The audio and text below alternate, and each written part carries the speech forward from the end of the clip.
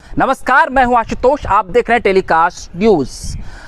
चुनावी रणनीतिकार प्रशांत किशोर ने 2 दिन पूर्व एक इंटरव्यू दिया। जी हां, मीडिया जगत के कई बड़े घरानों को 3-4 इंटरव्यू दिया और कुछ प्रमुख अखबारों में भी एक खबर छपी।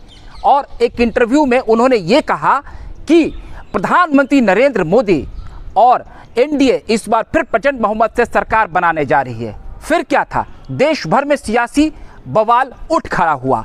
मोदी के विरोधी और मीडिया घराने में कई ऐसे चैनल्स और सोशल मीडिया प्लेटफॉर्म पर और यूट्यूब में ये खबरें तेजी से वायरल होने लगी और प्रशांत किशोर को इंडिया गठबंधन के समर्थन वाले पत्रकार और उनकी विचारधारा को मानने वाले कई राजनेता उनके विरोध में खड़े हो गए।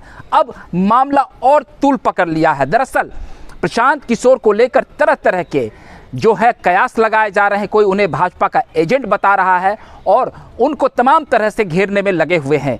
एक हालिया वाकया काफ़ी प्रचलित हो गया है जो आप यूट्यूब पर जाकर देख सकते हैं।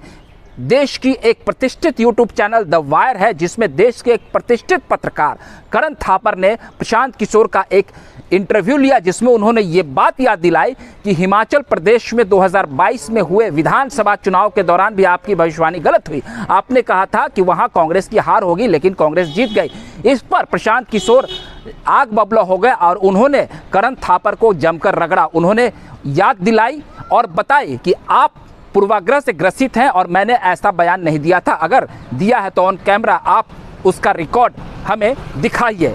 फिर क्या था, करण थापर ने भी अपने उस इंटरव्यू को एडिट नहीं किया, उसे पूरे तरीके से प्रस्तुत किया, क्योंकि उनके भी साख का सवाल हो गया था। प्रशांत किशोर ने उनको चैलेंज कर दिया और दोनों के बीच जमकर बहस हुई। उन्होंने कुछ ट्वीट्स लगाए हैं और कुछ अखबार के कटिंग्स लगाए थे। प्रशांत किशोर बखूबी जानते थे कि कुछ मीडिया घरानों ने अखबारों में वो चीज़ें छापी थी, लेकिन उन्होंने बहुत ही साफगोई से ये कहा कि मैंने बोला नहीं है, क्योंकि उनको पता था कि इसका कोई वीडियो नहीं मिल पाएगा उन्हें।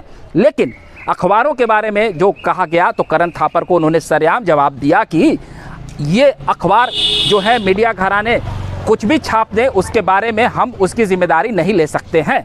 तो कुल मिलाकर देखा जाए तो प्रशांत किशोर को लेकर तरह तरह के जो मीडिया घराने उन्हें घेरने पर लगे हुए हैं। तो क्या देश में ऐसी स्थिति हो गई है कि प्रधानमंत्री नरेंद्र मोदी को लेकर अगर कोई भविष्यवाणी करेगा या उनके समर्थन में और उनके पक्ष में बोलेगा तो एक नैरेटिव गढ़ा जाएगा।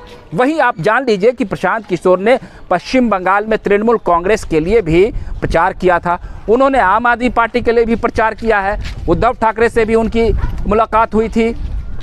उन्होंने साउथ के कई ऐसे पार्टियों के लिए भी प्रचार किया है जो धूर मोदी विरोधी हैं। बिहार में भी उन्होंने 2015 में एनडीए को सत्ता में नहीं आने दिया था। उन्होंने लालू प्रसाद यादव की पार्टी राजद और जदयू के नीतीश कुमार के लिए उन्होंने कैंपेन किया। उस वक्त जब नीतीश कुमार भाजपा से अलग थे तो वो उनकी पार्टी में बड़े पद पर भी पहुंचे। कांग्रेस से भी उनकी अच्छी बनी, कांग्रेस पार्टी में भी हो गए थे। लेकिन अब उन्होंने जब नरेंद्र मोदी की जीत की भविष्यवाणी की तो देश का पूरा मिजाज जो है राजनीतिक फिजा में एक अलग तरह का माहौल हो गया। तो क्या प्रशांत किशोर जब इंडिया गठबंधन की तारीफ करेंगे तो वो सही होगा? उन्होंने तर्क के आधार पर ये कहा और वो चुनावी रणनीतिकार भी हैं, वो अच्छी समझ रखते हैं, वो डाटा पर बात करते हैं। तो उन्होंने कहा कि देश का मिजाज अभी ऐसा नहीं है कि नरेंद्र मोदी के वो खिलाफ हों और उनके खिलाफ किसी तरह की नाराजगी नहीं है। इस पर पूरे तरीके से सियासत गर्म है और प्रशांत किशोर को लेकर अभी